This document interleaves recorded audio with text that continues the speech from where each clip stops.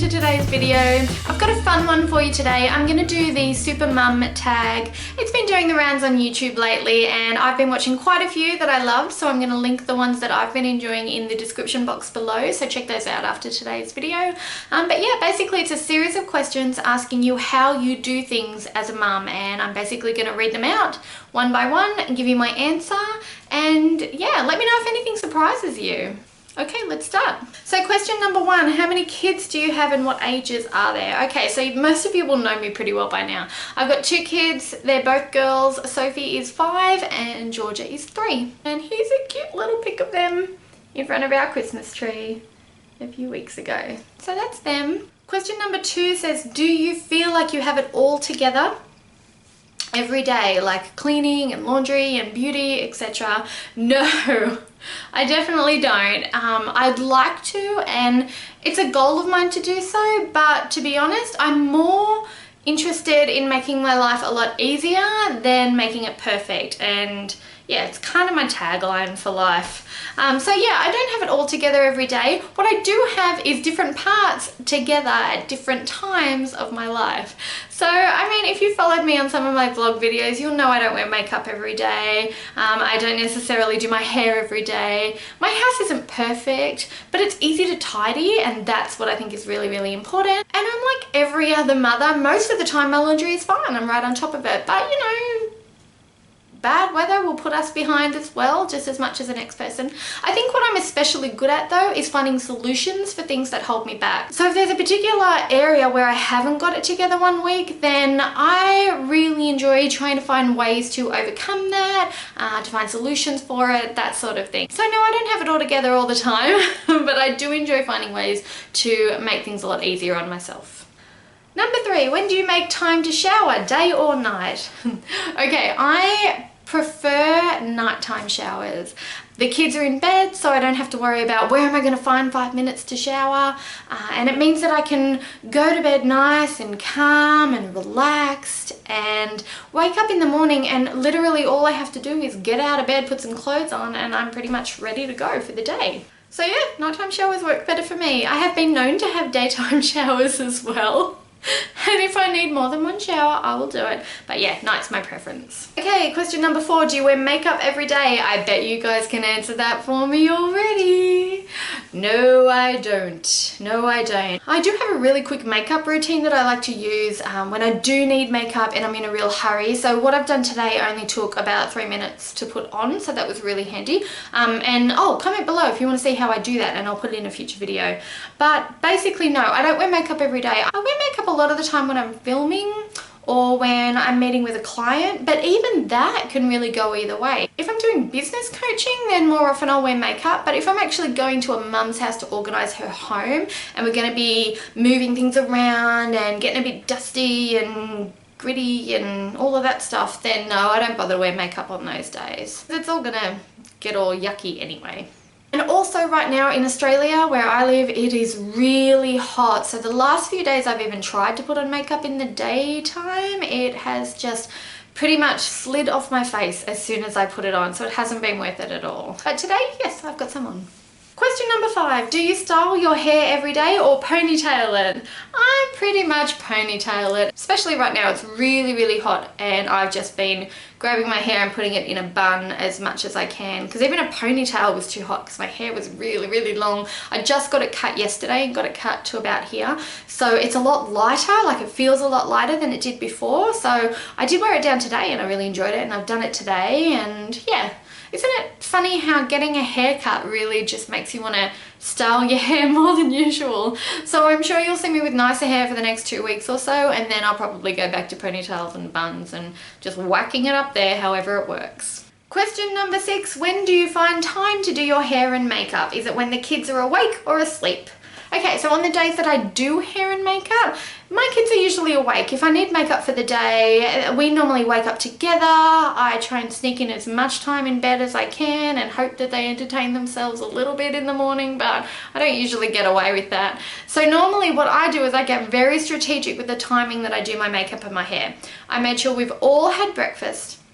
I make sure the kids are already dressed and ready to go, And then when I tell them, okay, you're ready, you can go and play for a while now before we go to school or before we go out, then I find that's the best time that they actually play together. Tummies are full, they're ready to go, and then they just kind of, yeah, go off and play together for a good 15-20 minutes. So I use that time to get myself ready.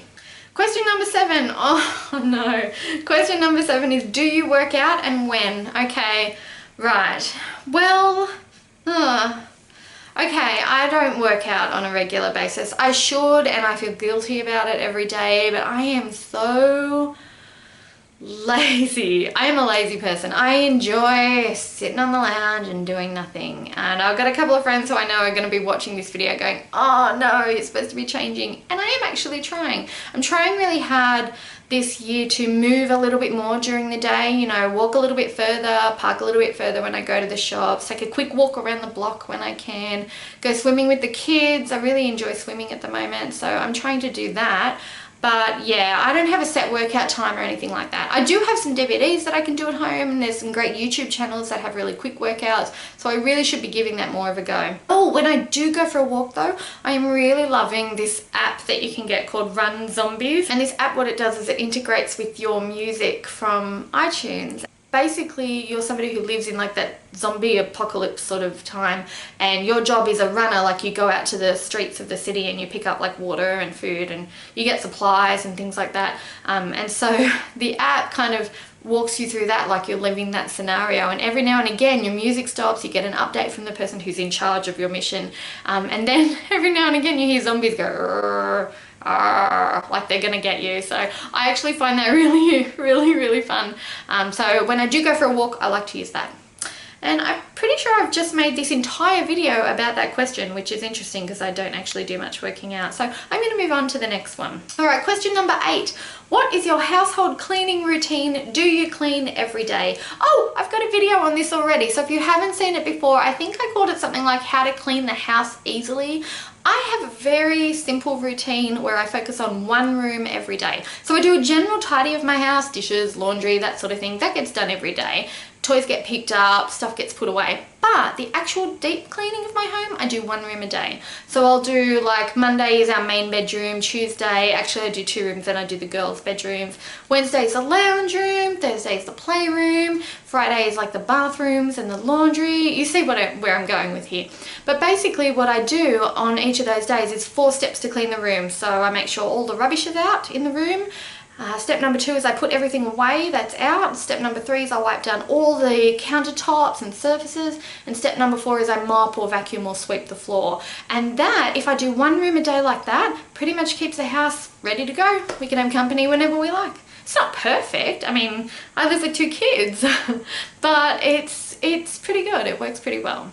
Okay, next question. Question number 9. Do you ever get overwhelmed with all the responsibilities as a mum? Of course, don't we all? I don't think I've met a mum who hasn't been overwhelmed at some point in motherhood. I can think of times when I've been overwhelmed since the girls were babies, you know, when Sophie was first born, and, you know, we had trouble feeding her, and then when she started food and it was overwhelming knowing what to feed her and when and that sort of thing. And even now when they're older, yeah, life gets overwhelming because it never really ceases to be full of things to do. But I think the key is being able to step back every now and again and really look at what are the biggest priorities of your day or your week. I'm a big believer in thinking, how do I want to feel today? And basing my kind of to-dos and how much is on my plate around how I want to feel that day.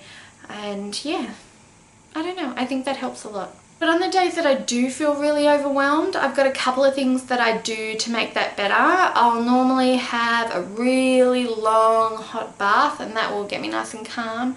If I don't have time to do that, then I will try and find at least 5 minutes to just sit quietly. Or I'll do a brain dump where I get a piece of paper and everything that's overwhelming in my head, I just write it all down on that piece of paper. And that's actually what I use for my to-do list for the next couple of days, that brain dump. And I find that those actions really help with overwhelm. And if things get really pear-shaped and I'm really getting all, you know, flustered or anything like that, I think one of the things that works best is I pretty much just can everything for the rest of the day. Get down on the floor with the kids and play Legos or lay down and read stories or do, you know, just kids sort of playing stuff. I enjoy that. So yeah. And question number 10 is, how often do you have me time or alone time, and how do you relax? Okay, so ways that I relax. I love going to the movies. I have a couple of friends that I go with who really love going to the movies as well, and I'll just go with one of them to a movie, or I will go all by myself to a movie. I actually really enjoy going by myself. One, because I can get whatever snacks I want and no one's gonna see it or know. So if I go to a really long movie and I get double the snacks, nobody's gonna know. Or two, because I kind of feel like it's my escape. I get to be in a dark room pretty much all by myself for 2 hours. If something's stressing me out, I don't have to think about it.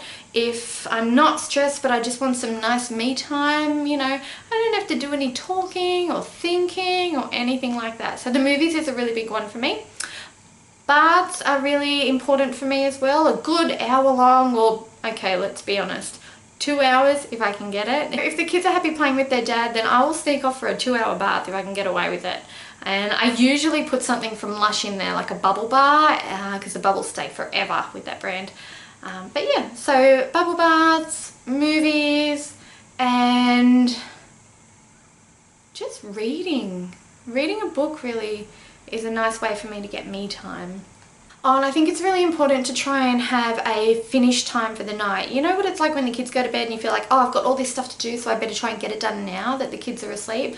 I feel that way too, but I end up too, you know, overwhelmed and exhausted. So now what I do is I work really hard to finish whatever I had to do for that day by the time the kids go to bed, so that when they go to bed I can just relax with my husband and hang out and chat and, you know, watch a show if we want, or I can read a book.